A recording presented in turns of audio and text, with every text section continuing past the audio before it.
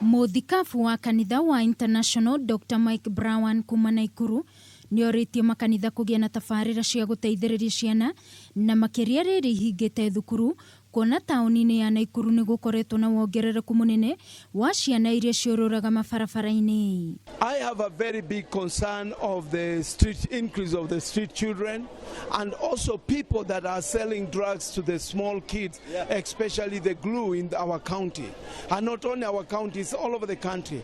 But the blame again is not for those people. The blame goes to the church because the Bible says we are the salt of the earth. Brown arĩtio hĩndĩ ya mathako ma ciana iria ireyumĩrĩtie na njĩra nene ũndũ ũyũ arĩ ũndũ ũmwe wa gũteithĩrĩria ciana gũkorwo na ũndũ ireka ũngĩmateithia ithenya-inĩ rĩa kwĩingĩrania na maũndũ marĩa matagĩrĩire. For us to have a healthy nation, we must go back and feed children from the early age. Our church and other churches, we are encouraging people to bring children in this holiday. From Monday to Monday, we will feed them, we give them hope.